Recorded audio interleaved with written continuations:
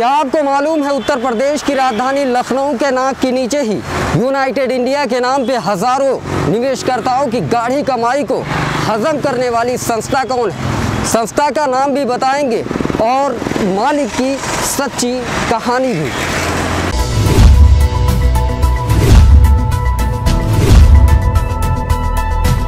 नमस्कार, मैं शोएब गाजी और आप देख रहे हैं सड़क किनारे।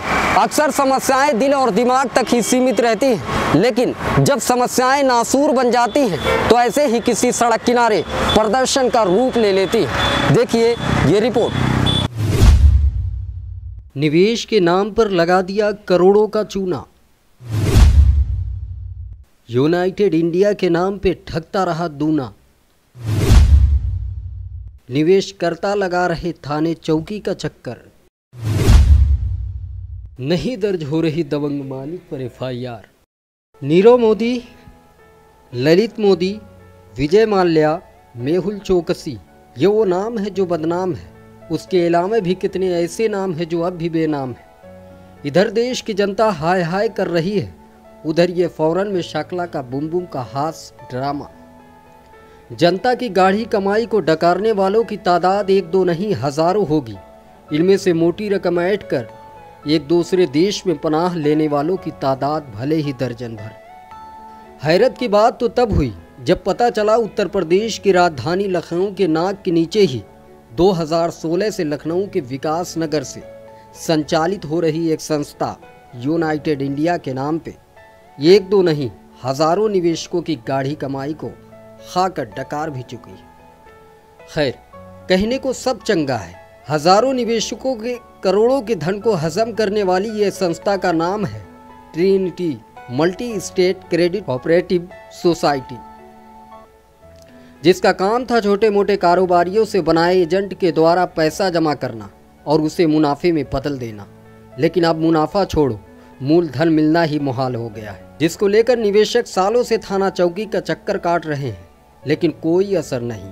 हाँ, पैसा देने के नाम पर निवेशकों को धमकी और तारीख संस्था द्वारा जरूर मिलती है, जो सनी देओल की फिल्म दामनी की याद दिलाती है। तारीख पर तारीख, तारीख पर तारीख, तारीख पर तारीख, तारीख पर तारीख मिलती रही है। बार बार मिलती तारीखों से निवेशक सैकड़ों किलोमीटर दूर से ज्यादा लखनऊ का चक्कर लगाने को परेशान है। हालांकि फरवरी 2016 में Trinity multi state credit society के 12 पदाधिकारियों पर कई जिलों सहित राजधानी के विकास नगर थाने में मुकदमा भी दर्ज किया गया। सोसाइटी के डायरेक्टर अरुण कुमार शर्मा को पुलिस द्वारा गिरफ्तार भी किया गया।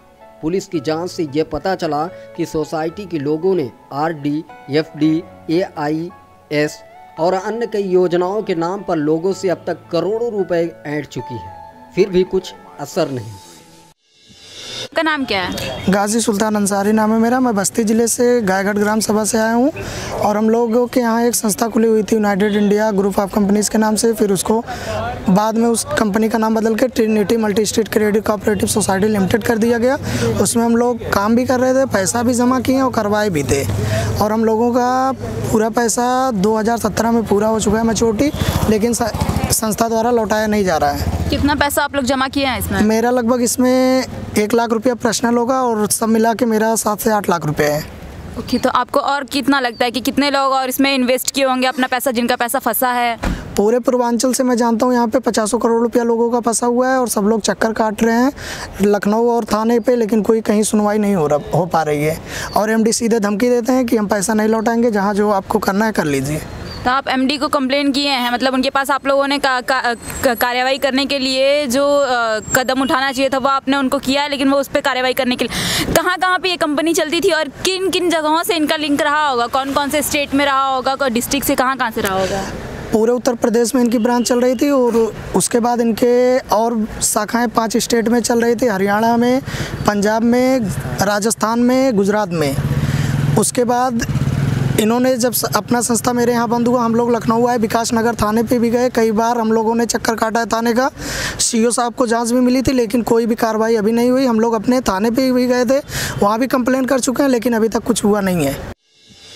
एजेंट बनवा के मुझे मेरे भी पैसे जमा करवाए और लोगों का भी पैसा जमा करवाया गया। कितना पैसा आप जमा किए हैं और आप लोग आपने दूसरों से कितना, मतलब जो आपके लोग आपके जो रहे होंगे जिनसे आपने पैसे लिए होंगे वो कितने पैसे होंगे, लगभग कितने होंगे?